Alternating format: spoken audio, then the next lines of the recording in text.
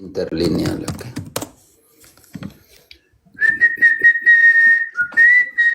Satu Korintus 10 ayat 4. Tak tega tuh. 10 ayat apa? Iya, Benar. iya, ayat 4. 1 Korintus 10 ayat 4. Dan mereka semua minum dari batu karang yang sama. Lanjut. Baca Dan kembali. mereka semua minum minuman rohani yang sama. Sebab mereka minum dari batu karang rohani yang mengikuti mereka. Dan batu karang itu ialah Kristus. Ingat bahwa di sini dikatakan bukan batu karang dipisahkan, tapi batu karang rohani. Itu juga harus dipahami. Jadi ketika engkau memisahkan batu karang dari rohani jadi rusak. Engkau mengerti itu juga atau tidak? Baca Sofi pelan-pelan. Dan mereka semua minum minuman rohani yang sama, sebab mereka minum dari batu karang rohani yang mengikuti mereka. Dan batu karang itu ialah Kristus. Oke. Gereja Katolik tidak pernah mengatakan, tidak pernah menegasikan atau menyangkal bahwa Kristus adalah batu karang. Dia tidak pernah menyangkal itu. Tetapi konteks ini harus dikaitkan dengan apa? Ini harus dikaitkan dengan apa? Dengan pengembaraan orang Israel selama 40 tahun. Dan selama 40 tahun,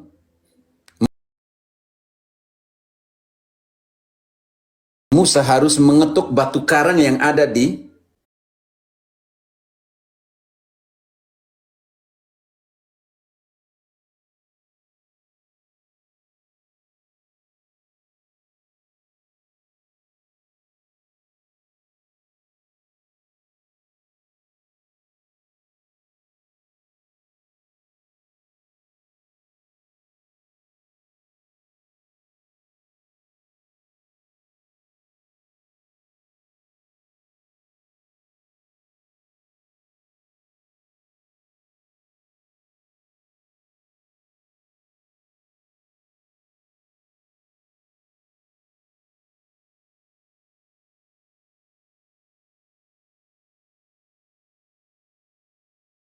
Pengucapan syukur yang atasnya kita ucapkan syukur adalah persekutuan dengan darah Kristus.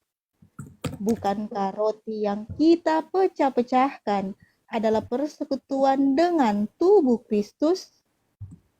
Karena roti adalah satu, maka kita sekalipun banyak adalah satu tubuh, karena kita semua mendapat bagian dalam roti yang satu itu. Berarti ini penting sekali harus dipahami dalam pengertian ini.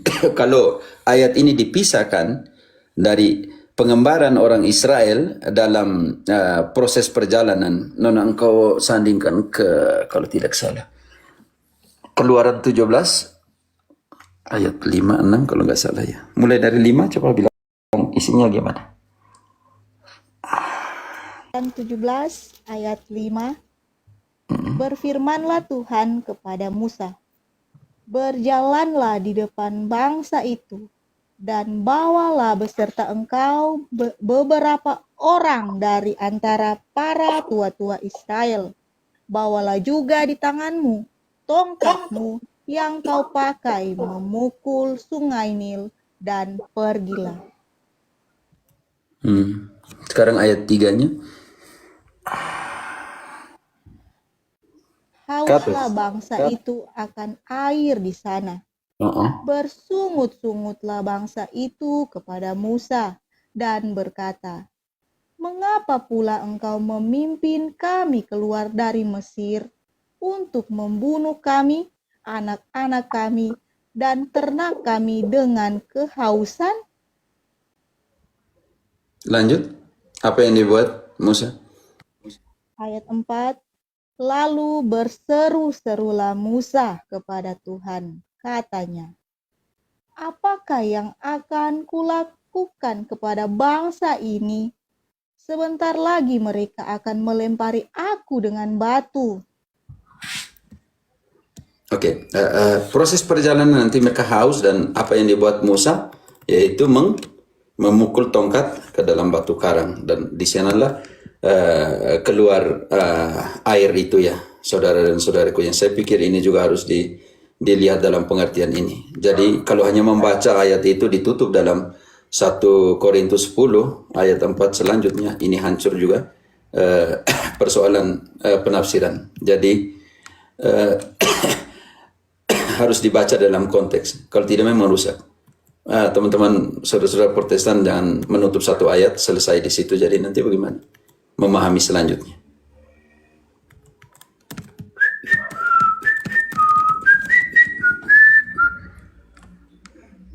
Sudahkah? Tega. Ya Romo, Tega, kalau saya lagi jelas, engkau jangan potong, nanti rusak semua. Yang kesiannya orang yang dengar, bukan engkau. ini Romo, karena tadi pertanyaannya adalah dari pertanyaannya kakak Santa Teresia, jadi dia menjelaskan gini, ia mau karena protes berkeras batu karang di Matius itu sama dengan yang batu karang yang di Korintus itu. Yes, saya bisa mengerti itu, tapi saya kasihan juga. Nona, engkau bantu lebih jelasnya Bilangan 20. Ketika juga rasa haus mereka, ayat 9-nya. Ayat 10. Bilangan 20 ayat 10. Saya langsung masuk ke interlineal supaya kasihan ya maksudnya. Bilangan 20 ayat 10, Nona. Bilangan 20 ayat Ayat 10. 10. Ketika Musa dan Harun telah mengumpulkan jemaah itu di depan bukit batu itu, berkatalah ia kepada mereka, "Dengarlah kepadaku, hai orang-orang durhaka, apakah kami harus mengeluarkan air bagimu dari bukit batu ini?" Oke, ya, ini penting sekali ya saudara-saudariku yang terkasih. Musa adalah Musa adalah tipologinya Kristus dalam pembebasan, oke? Makanya ketika Musa harus harus keluarkan orang Israel dari Mesir, Yesus juga harus pergi lagi ke Mesir dan melalui pengembaraan kembali pembebasan dari Mesir untuk kembali ke Nazaret. Jadi Musa adalah tipologinya Kristus. Karena itu seperti Musa, dia masih pakai tongkat untuk mengeluarkan air dari batu karang, penya. Sekarang Kristus itu batu karang sendiri dan kita minum dari dia, dan dia katakan, akulah air kehidupan. Begitu. Makanya kalau Protestani suka-suka tafsir, suka-suka batu karang itu Yesus dalam pengertian, tapi dia omong tentang air di situ. Batu karang ini harus diabadikan dengan ketika Musa di dalam pengembaraan bersama orang Israel 40 tahun dan harus melalui apa ya namanya itu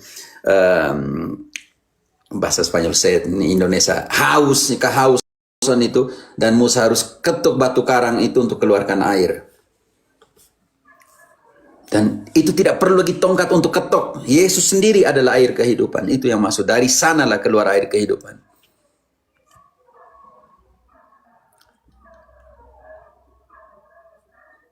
Ya, Gereja Katolik, hati-hati dengan penafsiran itu. Karena ada hubungan langsung nanti darahnya di ayat 16-17. Bukan kecauan pengucapan syukur adalah persekutuan dengan darah Kristus? Kalau tidak memang rusak. Oke, ada teman-teman Protestan di bawah, silakan.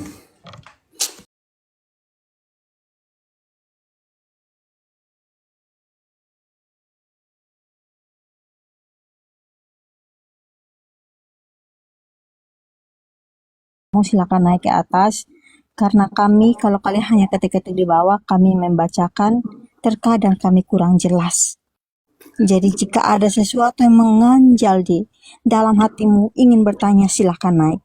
Jangan malu bertanya, karena kalau engkau malu bertanya, engkau sesat di jalan. Jangan terpanjang.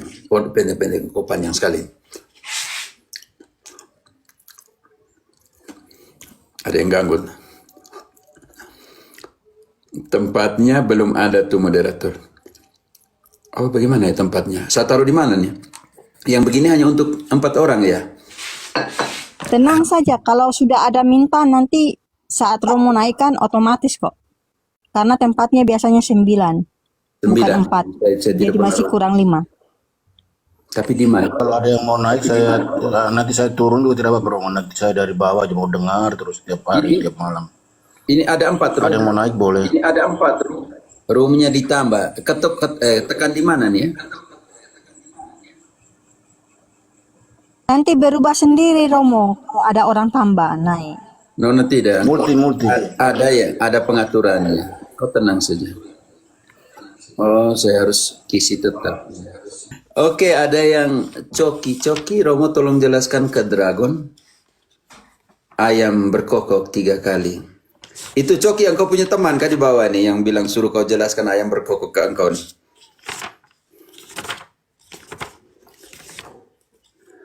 Oh ya, Om Tauriel. Isinya. Ya, Salve Romo. Salve, oke salve. Gempa 92 kelas 1 SD, kaget. Bangun tidur, tabrak tiang rumah, kepala benjol. Floras tapi. Kita ingat kembali gempa-gempa Mamere itu. Baru nenek rumah mereka di sana di Kampung Beru. Kampung Beru, Sinameluk, depan laut memang jadi. Oh, saya masih ingat mama di Mamere waktu itu. Oke, teman-teman. Om Tauriel. Iya, Romo. Oh, silakan, mungkin ada 1-2 tema. Boleh bertanya Romo? Oh ya, silakan. Ada satu hal yang kebingungan karena minim literasi dan minim belajar ya. Saya mohon penjelasannya sesuai iman Katolik Romo. Bagaimana menanggapi Matius 4 ayat 1 sampai 11 yang mengenai pencobaan di padang gurun. Satu ayat aja, maka Yesus dibawa oleh Roh ke padang gurun untuk dicobai iblis. Saya ingin bertanya, bagaimana Yesus yang kita itu Tuhan Allah bisa dibawa oleh iblis, sedangkan dia di ayat lain dia mengusir dan mengatakan bahwa terang dan gelap tidak bersatu. Mohon penjelasannya Romo. Ingat bahwa Yesus adalah Adam baru. Ya. Dan Adam dan Hawa dicobai di Firdaus, di Kejadian atau tidak? Kejadian 3. Iya. Jadi karena dia Adam baru, jadi makanya itu penting sekali kitab suci Perjanjian Lama dan Perjanjian Baru. Perjanjian Baru adalah kegenapan dari Perjanjian Lama. Kalau Yesus sebagai Adam baru, maka proses Adam dan Hawa itu dicobai juga digenapi di sini. Kalau tidak, Yesus bukan Adam baru. Tauriel. Dan Jelas, di sini, Romo. ayat 4-nya itu sangat jelas. Dia mau katakan 2 pesan dari awal. Hidup dari firman dan hidup dari tubuhnya. Kenapa? Karena Tuhan bersabda, di tengah itu ada pohon. Ini penting sekali. Ini penuh muatan teologis biblis. Sofi, engkau bantu dulu di Kejadian 3. Nanti kita sandingkan ke Matius 4. Kejadian 3 ayat berapa Roma? Mulai dari 1. Adapun ular ialah paling cerdik dari segala binatang di darat yang dijadikan oleh Tuhan Allah. Ular itu berkata kepada perempuan itu, tentulah Allah berfirman, semua pohon dalam taman ini jangan kamu makan buahnya. Ingat, garis bawah Tauriel. Allah berfirman. Oke, kembali lagi. Allah berfirman. Sofi. Ayat 2 Roma. Ya yang tadi Allah berfirman. Semua pohon. Ular itu Yang sudah dibawa Allah berfirman. perempuan itu. Allah berfirman, semua pohon dalam taman ini jangan kamu makan buahnya, bukan? Lanjut. ayat 2.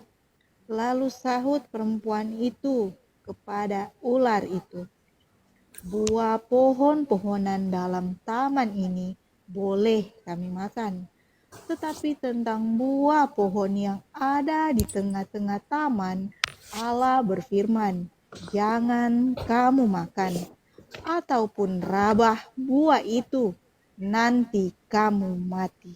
Oke, cukup di situ. Dua hal di situ Tauriel harus mengerti. Firman dan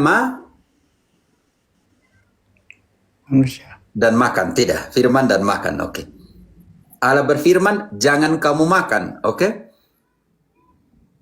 Makanya di situ nanti di Matius 4:4 yang kamu ambil tadi Matius 1 sampai itu jangan lewati ayat 4-nya. Nanti ketika dicoba Yesus bilang apa? Tapi Yesus menjawab, ada tertulis, manusia hidup bukan dari roti saja, tetapi dari setiap firman yang keluar dari mulut Allah. Ada dua posisi di situ yang memberi kamu hidup. Yang pertama Tauriel,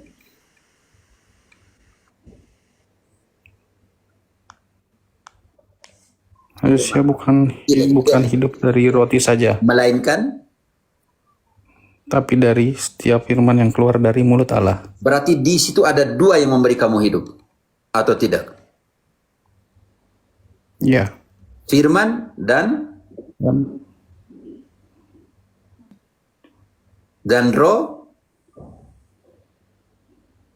Baca kembali ayat itu. Kita lihat kata juga. Ini penting sekali. Sandingin di situ Tauriel. Nanti supaya engkau jangan jatuh di kata hanya satu. Ya. Tetapi Yesus menjawab, ada tertulis, manusia hidup bukan dari roti saja, tetapi dari setiap firman yang keluar dari mulut Allah. Garis bawahi kata saja. Manusia bukan hidup dari roti saja, tetapi juga dari setiap firman yang keluar dari mulut Allah. Mulut Allah. Apa yang memberi kamu hidup? Dua hal itu. Satu. Setiap dari firman yang keluar mulut dari Allah. Satu firman. Yang kedua. Dari manusia hidup bukan dari roti saja, artinya apa ya? Arti ada kata sajanya. Ada dua hal yang memberi kamu hidup situ. Tauriel, engkau mengerti dulu ayat. Baca kembali, Sofi.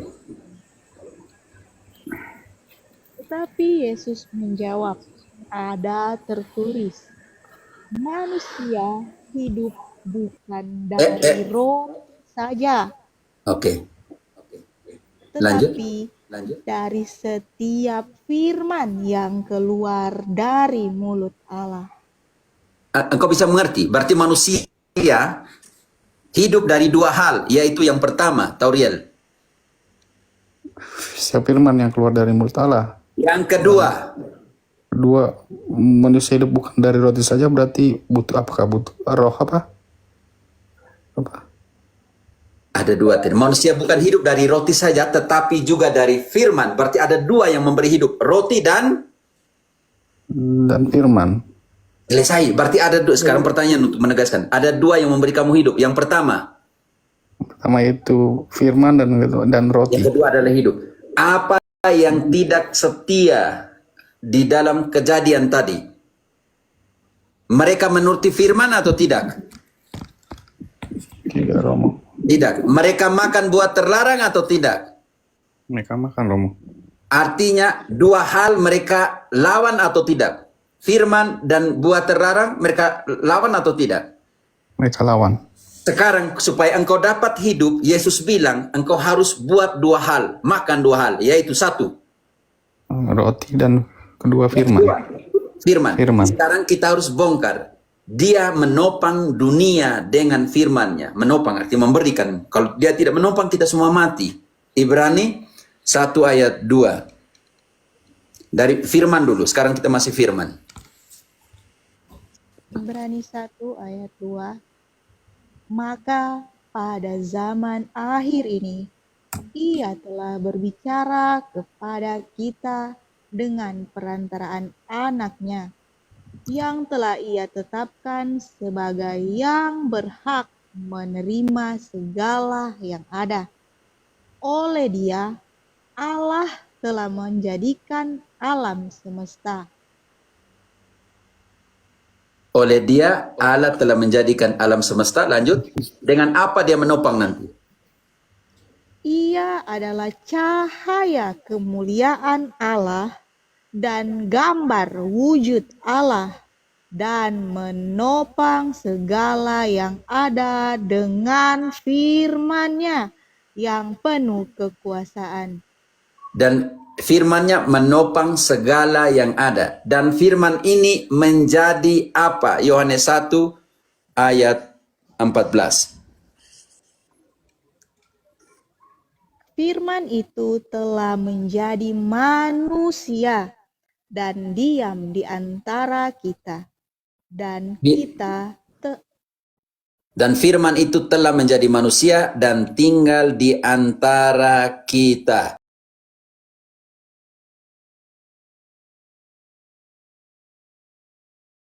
Dua ayat 19.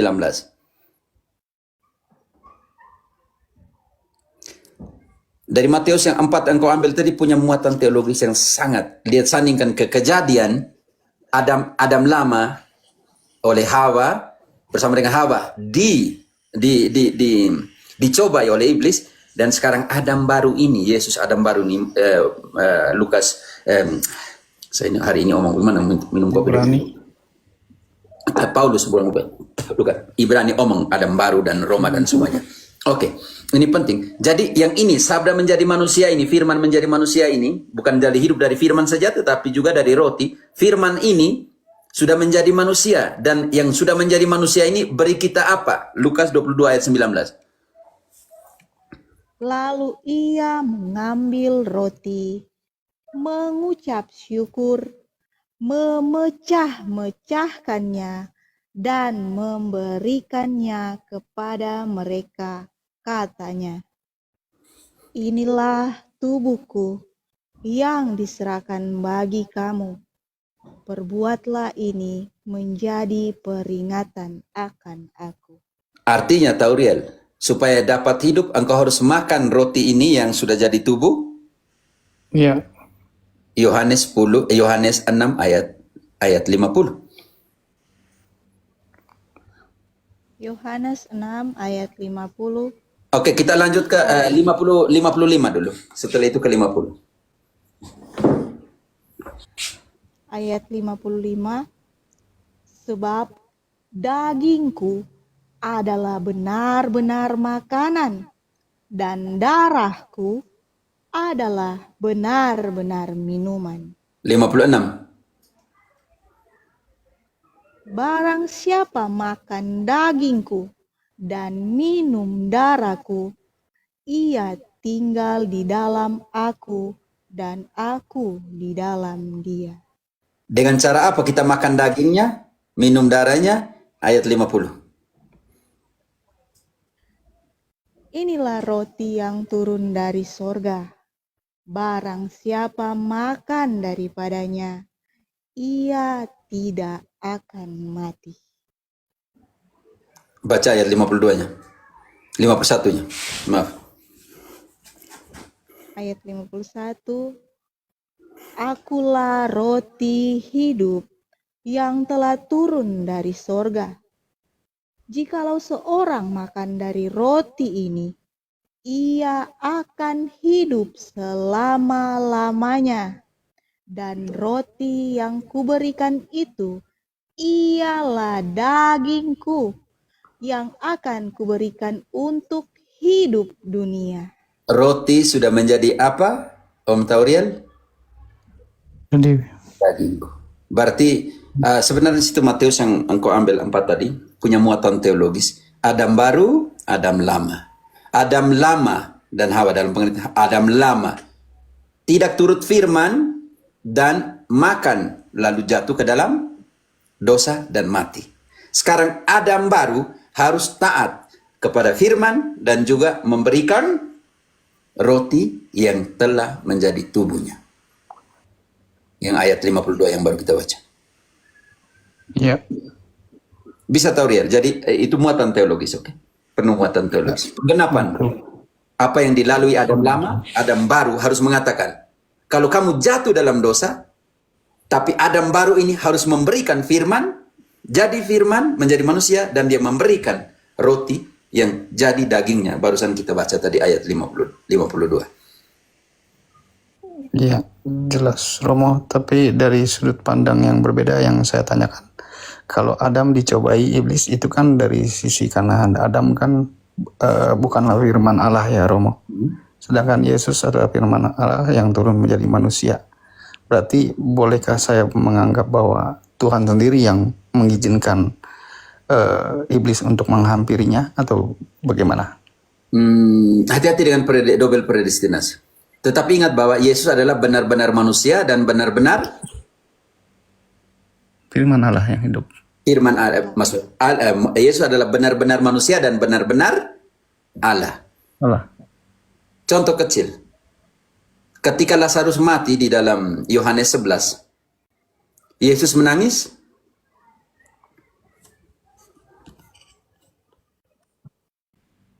Dan pada saat yang sama dia membangkitkan Lazarus. Iya, dia membangkitkan Lazarus. Kemanusiaan dan kealahannya tidak bisa dipisahkan. Oke. Itu yang kita namakan itu adalah union hipostatik. Kok Yesus menangis? Tahu-tahu dia langsung bangkitkan Lazarus kan? Dua hal. Manusia bisa membangkitkan Lazarus? Tidak bisa. Harus Allah. Ya. Tapi kenapa Yesus menangis? Sisi kemanusiaannya Romo. Kemanusiaan. Makanya itu union hipostatika. Jadi engkau harus lihat. Oh, tidak mungkin di sini kealahannya yang dicoba, oke? Karena dia benar-benar manusia. Ya. Siapa manusia yang bisa bertahan 40 hari tanpa makan? Tidak ada Romo. Nah, seperti itu. Jadi, ingat bahwa perjanjian baru adalah kepenuhan perjanjian lama. Nubuat perjanjian lama. Ketubim, Nevi'im, Pentateuk, dan Torah, Musa, Ketubim dan Nevi'im dipenuhi oleh Kristus.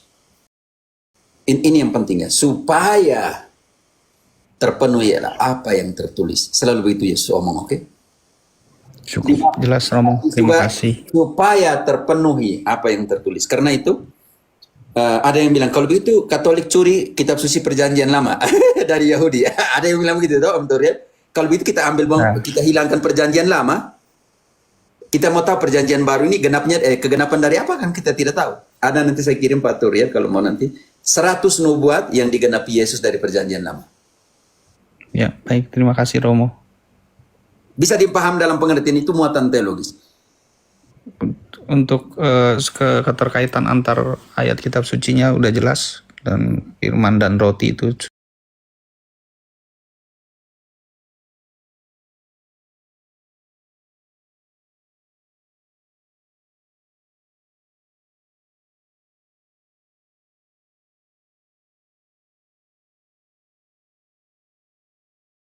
Ambil dari keturunan Daud. Nanti dalam keadaannya manusia dia dibunuh. Ini penting nanti. Atau eksegesis Katolik sangat jelas analoginya kemana. Oh begini, oh begini. Oke, kita bantu dulu ayat ini. 1 Petrus 3 ayat 18-19. Sebab juga Kristus telah mati sekali untuk segala dosa kita. Ia yang benar untuk orang-orang yang tidak benar, supaya ia membawa kita kepada Allah. Oke, ini poin penting Tauriel. Ini akan masuk poin yang engkau mau tadi, oke? Ia yang telah dibunuh dalam keadaannya sebagai manusia, tetapi yang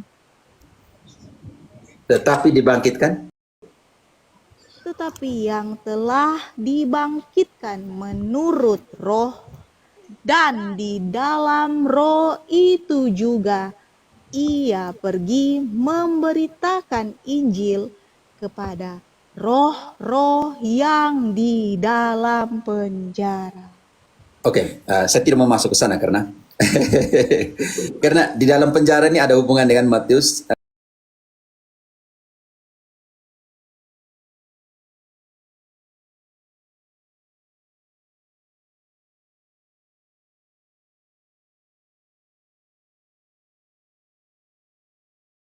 dia dibangkitkan untuk pergi dalam pengertian yang kita namakan misi mesianik final, misi terakhir, yaitu supaya orang-orang yang sudah mati mendengarkan pemberitaan Injil. Itu nanti itu beda lagi dia punya pemahaman. Hanya kira-kira seperti ini, hanya bilang, oh benar-benar manusia, benar-benar Allah. Menangis pada saat yang sama, bangkitkan Lazarus pada saat yang sama, kan? Dua kondisi, dua kodrat yang berbeda di situ. Menangis, Iya. tidak mungkin Allah yang menangis, tak?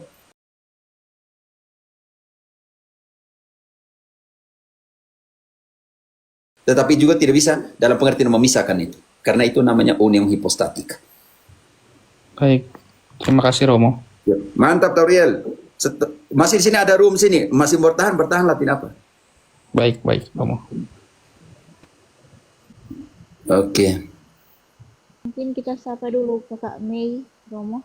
Oh ya, Mei. Ibu atau bapak nih, Mei?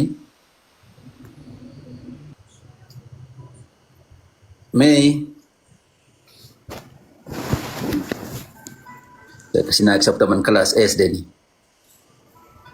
Marni, ada Rensi di sini, Rensi kalian nih. Ibu Mei. Ibu Mei Mei. 1. Ibu Mei 2. Oke. Ibu Mei masih mau di sini, Mei sudah turun. Rensi, apa kabar leh? Sama teman kelas dia di Singapura nih. Oh, Ratu Pantai Selatan. Ya kami Pantai Selatan, jadi begitulah. I'm good, thank you. Kalau saya masih kecil, masih SD, tanya saya ini, Rensi ini, Ratu Pantai Selatan. Saya itu sopan sekali, tukang doa, tidak ganggu orang saya. Tanya saja dia. Bohong dia, bohong. Saya paling sopan, sopan sekali, masih SD. Paling sopan tapi sepatu nggak dikasihin temen. Pulang-pulang nggak pakai Dikasih sepatu. teman, jalan kaki, tanya Rensi, saya kadang masuk pakai sandal sekolah. Orang pergi kelas, cuci muka di sungai itu baru masuk kelas. Dia punya rumah sebelah sekolah, mana dia pakai sepatu? Terus pulang ini ya tante apa Bu Rensi, rumahnya Pulangnya sebelah sekolah tapi pulang paling malam ke rumah. Paling sore. Karena Iya, dia makan dulu, harus langgar kali. Rensi, engkau omong karena dia pilih dulu biji itu, biji rau tuh di belakang rumah apa dia itu, kan. pohon ada itu yang rau. apa namanya apa itu bahasa Indonesia tulis. Nggak tahu lah. Pokoknya dia pohon yang rau. buah begini warna kuning kalau dia masak, tapi di dalamnya itu manis untuk diisap, enak sekali. Saya biasanya kalau libur cuti itu mancing dengan mamanya di laut. Kami ada gerombolan ibu-ibu pemancing. Ini Mereka Romo ini saya- biar gini-gini dia merantau sampai Amerika sana, pulang kampung tuh orang kalau Romo tuh apa rapi apa dia hanya celana pendek duduk atas batu mancing. mancing dengan mereka punya mama nih. Jadi kalau mau minta misa jangan cari saya di rumah, cari di pelabuhan, cari di Batu Karang di pantai sana. Memang ini Romo keluarga yang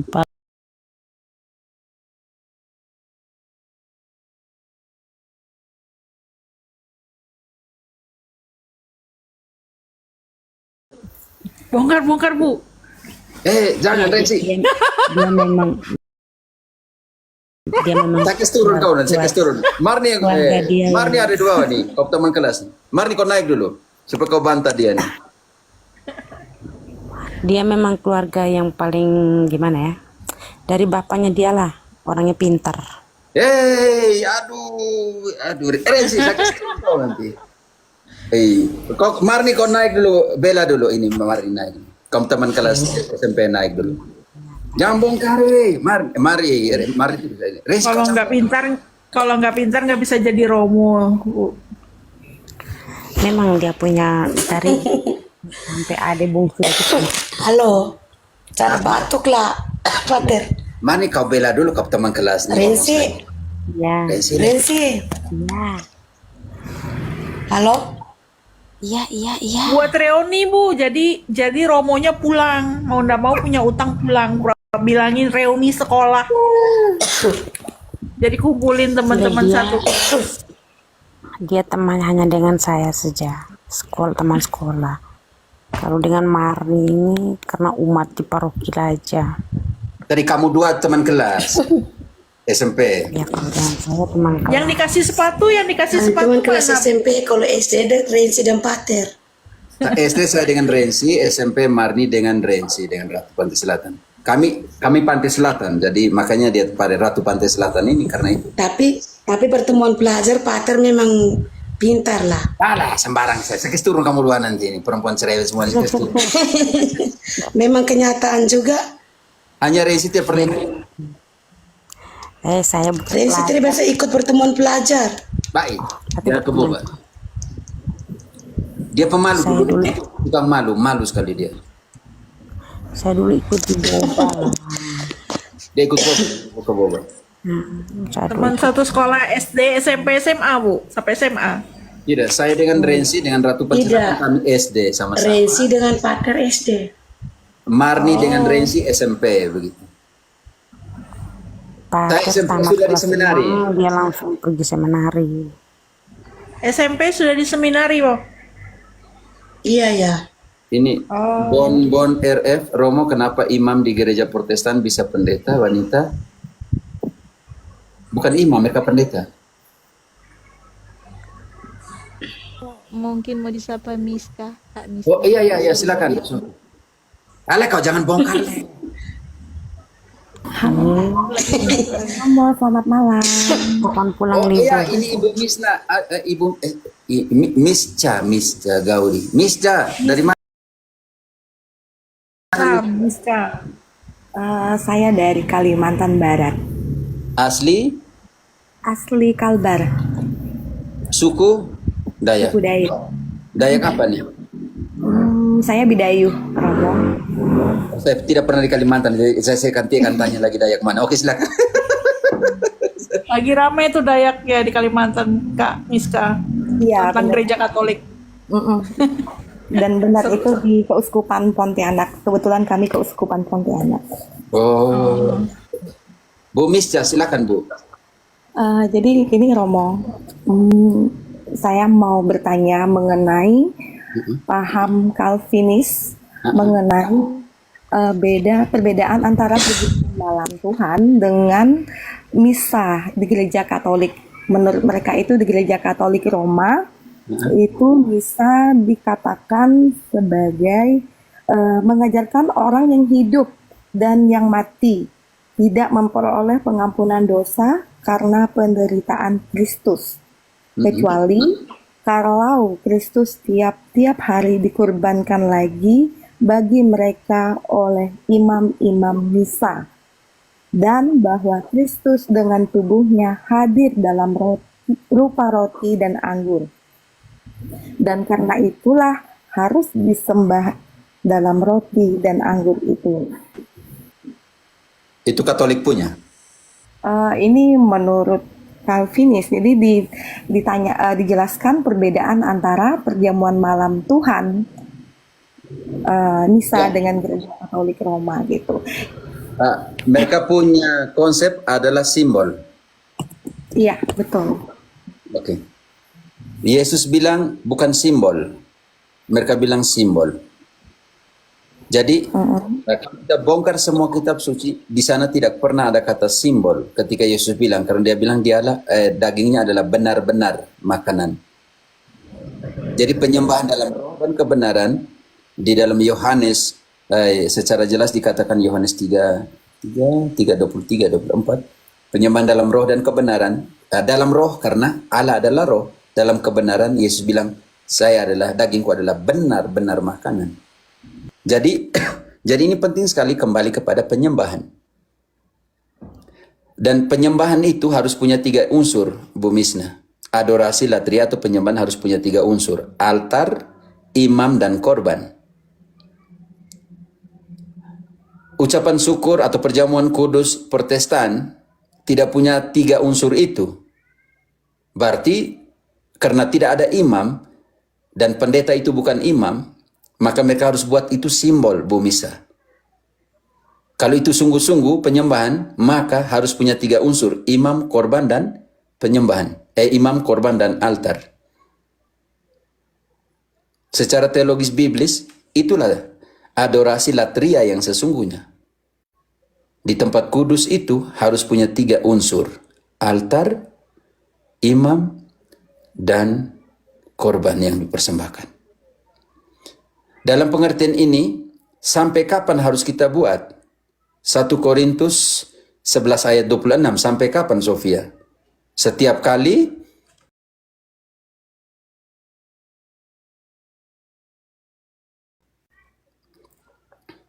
Korintus 4 1 Korintus 11 ayat 26.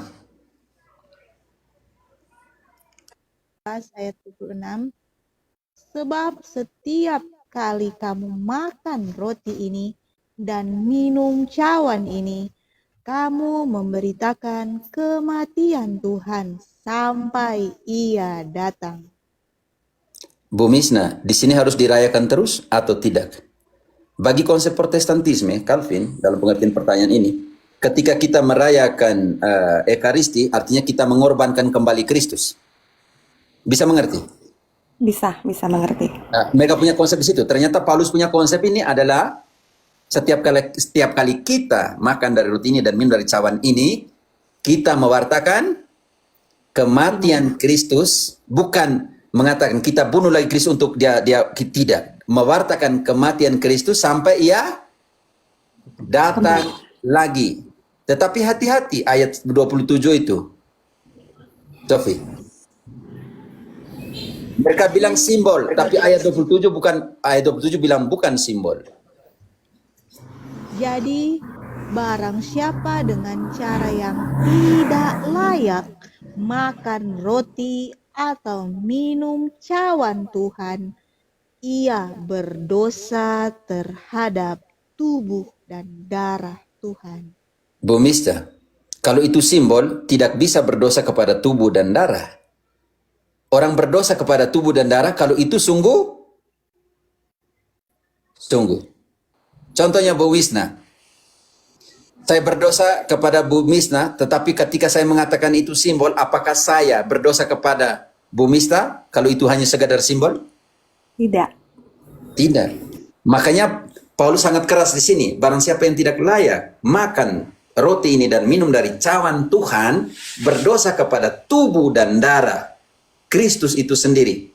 Ayat 29.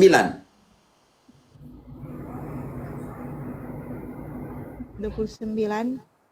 Karena barang siapa makan dan minum tanpa mengakui tubuh Tuhan, ia mendatangkan hukuman atas dirinya. Ibu, kalau Bu Mista itu simbol, apakah saya akan mendapatkan hukuman? Kalau itu hanya sekadar simbol? Tidak. Karena itu saya harus mengimani, butuh iman. Yang saya terima ini adalah tubuh Tuhan. Barang siapa makan dan minum tanpa mengimani bahwa ini adalah tubuh Tuhan, saya berdosa kepada tubuh dan darah Kristus, dan itu mendatangkan apa tadi, Sofi? Hukuman atas dirinya. Karena apa? Karena 1 Korintus 10 ayat 16. Karena cawan dan karena roti, pengucapan syukur, adalah persekutuan, bukan lagi simbol, melainkan persekutuan. Koinonia, artinya sudah masuk ke dalam seperti ini, tidak bisa dipisahkan. 1 Korintus 10 ayat 16. Bukankah cawan pengucapan syukur yang atasnya kita ucapkan syukur adalah persekutuan dengan darah Kristus? Dan roti? Bukankah roti yang kita pecah-pecahkan adalah persekutuan dengan tubuh Kristus? Cukup di situ dulu, ayat 17 tidak usah. Kalau itu sudah masuk koinonia, kita pakai kata persekutuan, mungkin ada tendensi sedikit negatif, Indonesia, saya bersekutu. Tidak, ini koinonia, masuk ke dalam dan tinggal dan sudah menjadi. Tidak bisa dipisahkan dari roti itu. Tidak bisa dipisahkan. Roti sudah jadi tubuh, tidak bisa dipisahkan. Makanya Yesus dalam Yohanes 6:55, dagingku adalah benar-benar makanan. Roti itu adalah dagingku, ayat 52. Baca 52 Yohanes 6 ayat 50. Roti itu jadi apa? Sofi. Yohanes 6:52. 6 ayat 52.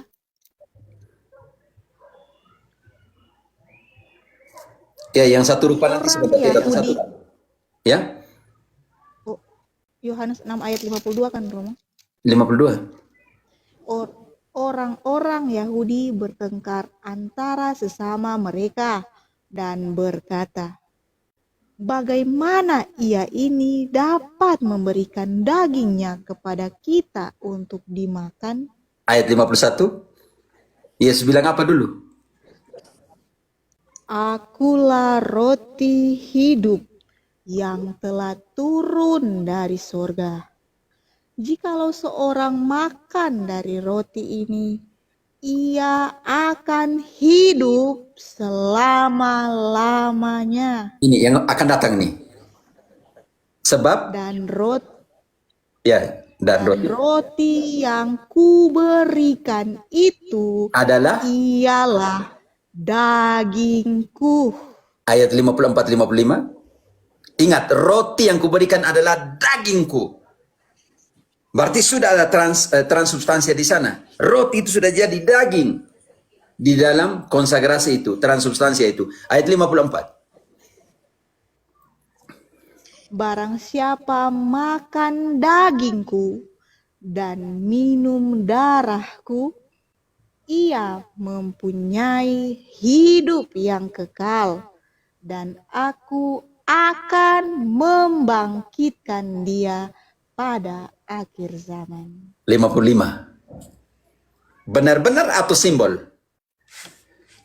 Sebab dagingku adalah benar-benar makanan, dan darahku adalah benar-benar minuman. Bu Misca bisa mengerti? Bisa mengerti, Romo. Tidak simbol di sana. Iya. Kemudian Romo, saya di sini, saya Katolik ya, Romo, saya Katolik. Tidak apa? Jadi Tidak apa? kita mungkin diskusi gitu ya, Romo, supaya ketika teman-teman bertanya kepada saya ini tahu gitu loh arahnya. Dan saya percaya bahwa selama ini yang saya tubuh dan darah Kristus yang saya sambut itu adalah benar-benar tubuh dan darah Kristus. Jadi di sini menurut Calvinis, ia mengatakan misa itu pada dasarnya tidak lain dan tidak bukan merupakan penyangkalan kurban dan penderitaan Yesus Kristus yang satu-satunya dan penyembahan berhala yang terkutuk. Oke, Nah, saya jawab, Oke Santiago. ya, Oke, karena mereka pakai Ibrani 10:10. kali Romo. Ibrani 10:10, 11. Nah, kita baca Ibrani 10:10. Kita baca Ibrani 10:10, nanti saya bawanya kemana? Oke, santai aja, Bu. Dan karena kehendaknya inilah kita telah dikuduskan satu kali untuk selama-lamanya oleh persembahan tubuh Yesus Kristus. Bu, pertanyaan saya. Ayat ini mengatakan satu kali dikuduskan, bukan diselamatkan. Oke. Dikuduskan satu kali untuk selama-lamanya oleh persembahan tubuh Yesus. Kristus. Pertanyaan saya, ibu tidak berdosa lagi? Masih berdosa dong, Romo. Karena itu tadi Paulus yang sama, 1 Korintus 11 ayat 26. Setiap kali kamu makan dari roti ini dan minum dari cawan ini, kamu mewartakan Iman. kematian Kristus sampai ia datang lagi. Maka Ekaristi adalah sarana pengudusan dan sarana keselamatan. Karena itu penting sekali kita bongkar. Saya mengerti konsep, mereka bilang penyembahan berhala dalam pengertian ini. Saya pikir itu sudah doktrin manusia. Ingat bahwa Calvin itu ahli hukum, bukan ahli kitab suci. Dia pengacara, bukan ahli kitab suci. Jadi dia tidak bisa menggunakan kitab suci dalam konteks sebagai seorang pengacara. Bisa mengerti di situ dulu, Bu Misca? Bisa, Romo. Bagaimana ahli hukum menjelaskan kitab suci kepada Bu Misca? Saya tentunya tidak percaya kepada ahli hukum karena saya lebih percaya kepada ajaran Yesus Kristus langsung. Oke. Jadi gini Romo, saya ini tidak sengaja dapat pertanyaan ini baru gitu ya. Jadi saya kan tinggal di lingkungan Calvinis dan mayoritas di sini. Lalu anak saya menemukan buku-buku ajaran dari pengajaran katekismus Heidelberg gitu kan. Nanti ada tulip dan semua di situ nanti. Oke. Nah, lalu karena anak saya ini kan sering ikut saya misa, jadi dia bilang gini, sering misa, terus dia bilang, ini kenapanya kok buku yang saya baca ini aneh, dan dia ngasih tahu ke saya aneh gitu kan Romo. Kayaknya buku ini tidak sesuai dengan apa yang kita pelajari dan yang selalu saya ajarkan ke mereka gitu kan.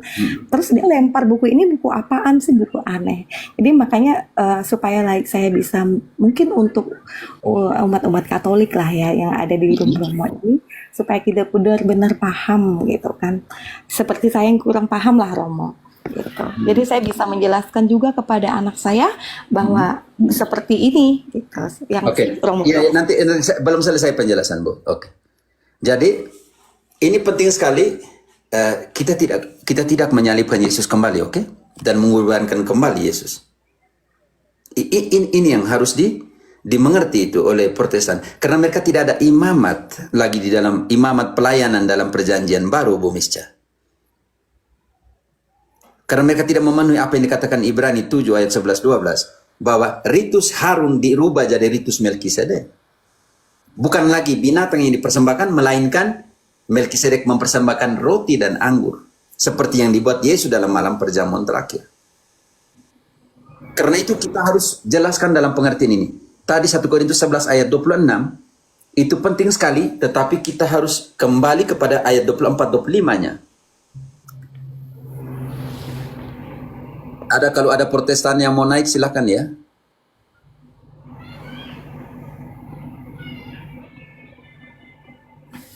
Andri.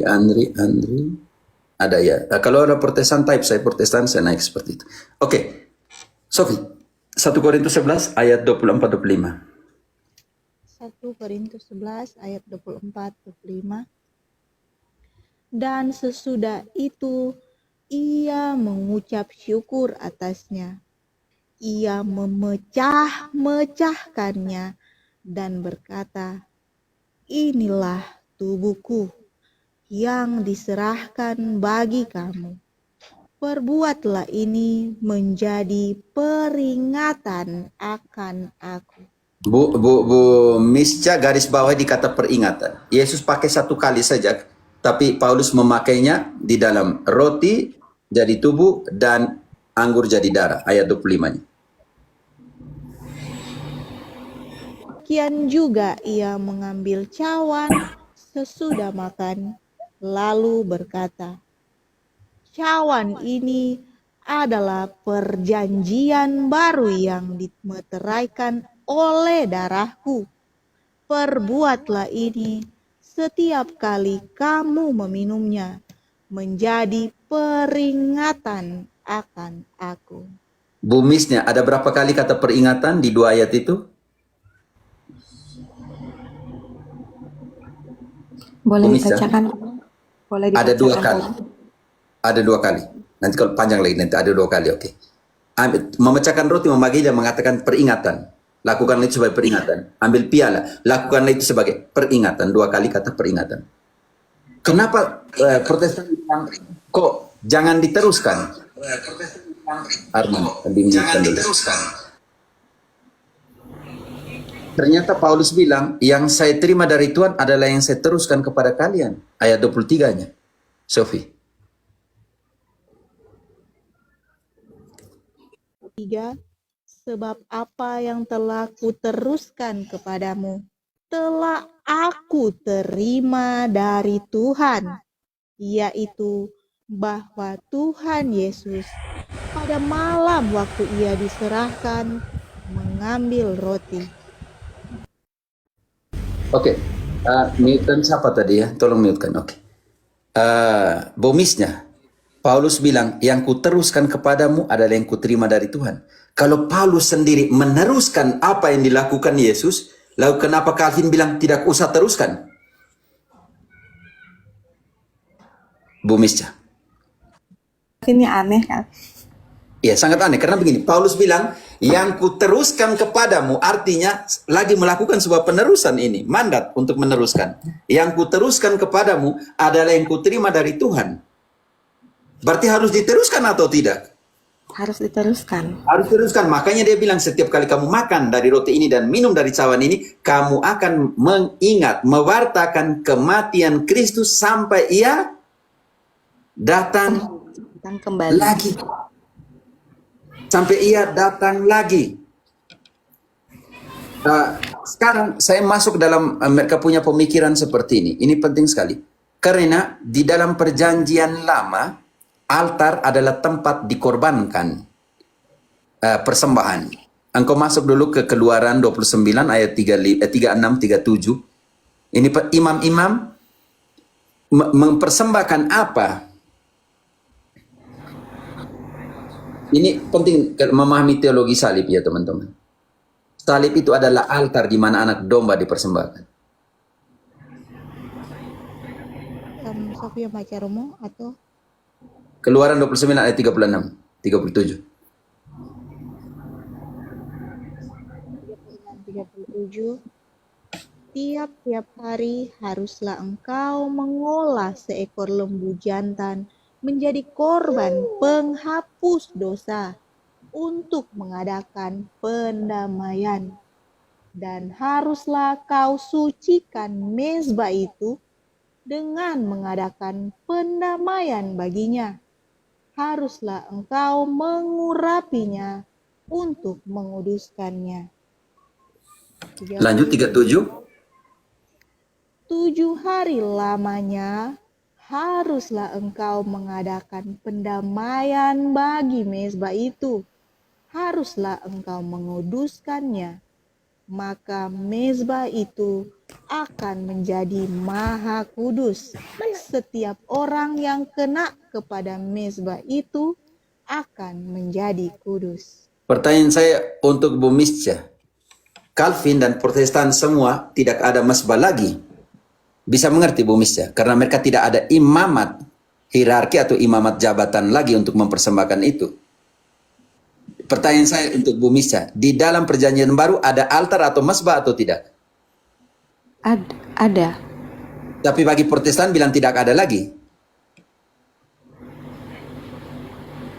Iya Romo, benar. Kalau kita sebentar kita buktikan bahwa di dalam perjanjian baru ada pelayan mezbah, tempat kudus atau altar, berarti gugur semua Protestantisme. Mari kita buktikan bahwa di dalam kitab suci perjanjian baru, Paulus sendiri mengatakan bahwa ada pelayan kemah suci atau ada pelayan tempat suci, pelayan liturgis, dan ada pelayan altar. 1 Korintus 9 ayat 13.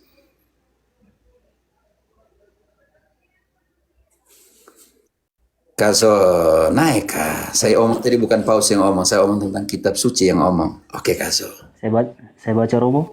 Ya silakan. Robert. 1 Korintus 9 ayat 13. Yuk. Oke. Tidak tahukah kamu bahwa mereka yang melayani dalam tempat kudus mendapat penghidupannya dari tempat kudus itu, dan bahwa mereka yang melayani mezbah mendapat bahagian mereka dari mezbah itu. Bu Misca, Protestan tidak ada mezbah lagi. Ternyata Paulus bilang ada mezbah, ada altar. Ada pelayan altar. Siapa dalam perjanjian lama tadi yang melayani altar, mezbah, Sofi? Imam. Sebentar. Yuk. Misca, kalau begitu Protestan yang khusus pertanyaan tentang Calvin melawan sendiri kitab suci atau tidak? Sangat melawan dan berlatar belakang yang berbeda. Bertolak belakang, Romo. Itu memang susah. Kalau didirikan oleh ahli hukum, oleh sarjana hukum, memang susah. Ini Romo, Bu Misa, saya belum sentuh dia punya ajaran tentang tulip. Manusia itu sudah bobrok total. Engkau tidak punya ada yang baik lagi, Misca. Makanya engkau tidak bisa berbuat apa-apa lagi, tidak bisa berjuang lagi. Engkau hanya butuh providensia, yang kita namakan itu double predestinasi. Tuhan sudah memilih kau, selesai, kau tidak bisa lagi buat apa-apa karena kau sudah hancur total. Kan itu dengan sendirinya melawan apa yang dikatakan dalam perjanjian lama tentang penciptaan.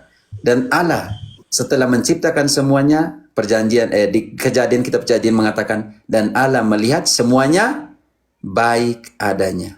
Tetapi Tulip dengan Calvin bilang manusia bejat total, rusak, tidak bisa lagi. Dan Tuhan melihat semua baik adanya yang Dia ciptakan. Dan bagaimana kalau diciptakan menurut gambar Allah diciptakan manusia di dalam Kejadian 1:26, bagaimana Tulip dalam satu bilang, yang pertama bilang kerusakan total, kebejatan total, manusia sudah bejat total, yang kata T-nya itu kebejatan total itu. Buat apa lagi? Manusia tidak bisa buat apa lagi untuk dirinya sendiri. Tidak bisa berjuang lagi, sedangkan Paulus bilang perjuangkanlah keselamatanmu. Maka karena itu kita harus berjuang, kita harus berusaha untuk menaruh pengharapan kepada Kristus, penyelamat semua manusia, terutama mereka yang percaya. Tulip bilang, tidak, hanya sekelompok orang yang hanya ditentukan untuk selamat, yang lain tidak. Walaupun kau sudah berdosa begitu banyak, tetapi kalau Tuhan sudah tentukan bahwa kau tidak selamat. Misca, hati-hati dengan ajaran anti-biblis itu. Silakan, Misca. Baik, Romo. Kemudian di sini juga Calvin membandingkan 1 Korintus 10:17.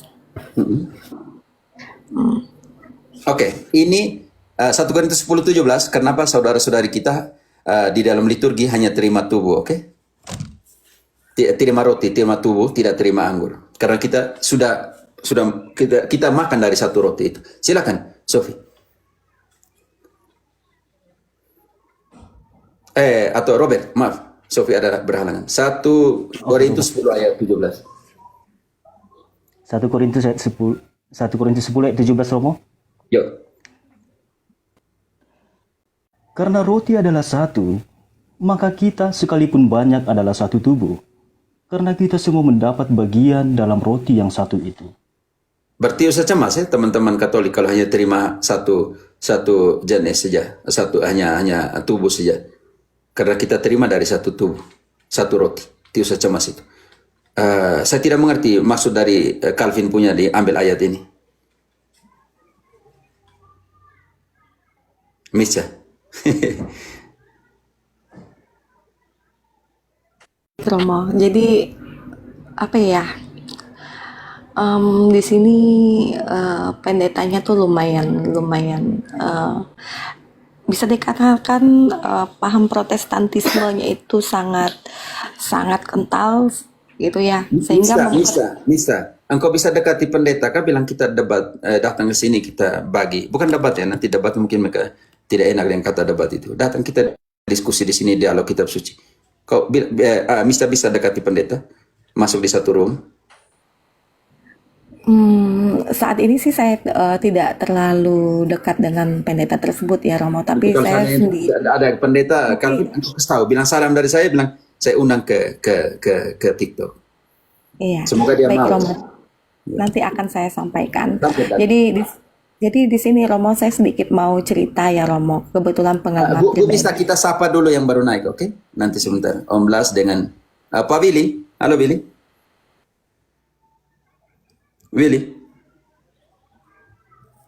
Om Willy.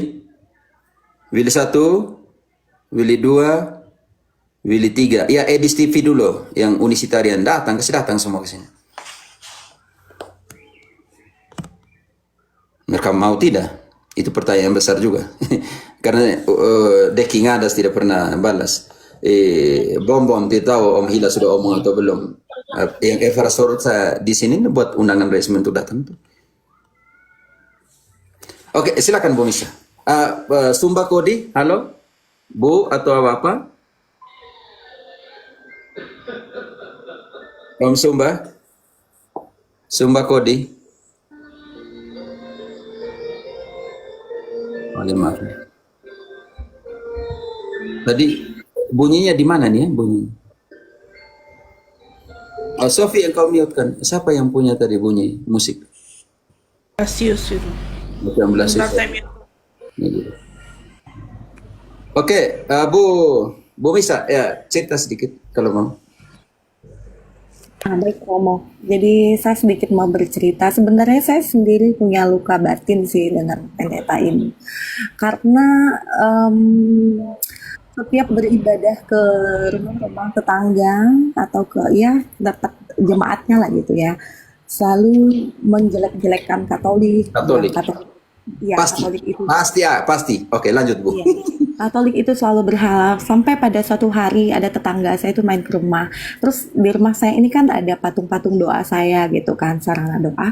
Terus tetangga saya bilang, "Kamu ngapain nyembah-nyembah patung itu?" Saya bilang, "Saya nggak nyembah patung, Bu." Saya bilang gitu. Tuh berhala nggak boleh gitu. Jadi di lingkungan ini karena kami minoritas yang Katolik ya, yang lainnya kan Calvinis. Jadi saya mencoba, termasuk anak saya juga, dia dibodoh-bodohin lah gitu. Kamu ngapain harus misa gitu kan? Tapi saya pondasikan ke anak saya bahwa kita tinggal di dalam perbedaan gereja.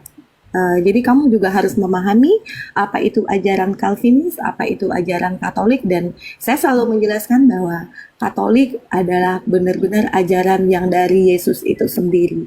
Itu yang saya tahu lah. Jujur Romo, saya setiap malam ngikut pengajaran Romo. Jadi setidaknya adalah penyegaran iman untuk saya Romo. Jadi seperti itu. Oh, ya, saya pikir ini penting karena Katolik yang tahu tentang imannya tidak akan pernah jadi masa depannya Protestan. Protestan yang sungguh-sungguh memahami kebenaran akan menjadi masa depannya Katolik. Katolik yang tidak mau membangun pengetahuan tentang imannya, itulah masa depan Protestan. Jadi harus belajar.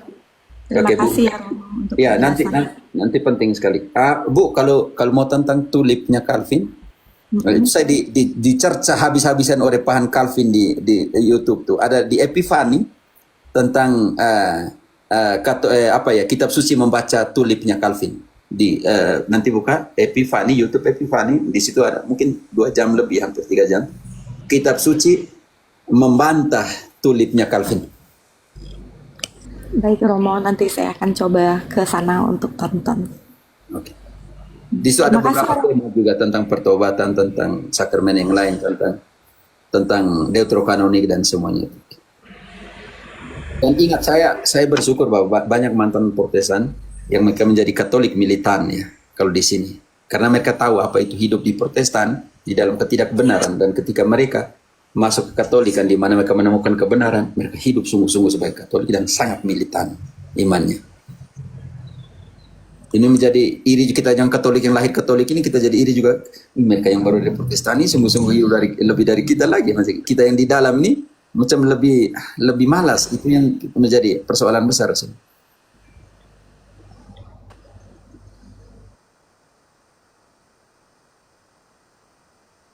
Ya.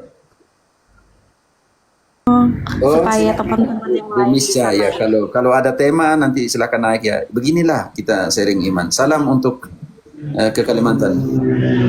baik Romo. Nanti Yuk, selamat malam. silakan. Yuk. Ini Om Blas, saya mute-kan dulu Om Blas ya. Siapa yang masih bunyi-bunyi musik ini? Oke, Sumba Kodi. Halo Sumba Kodi.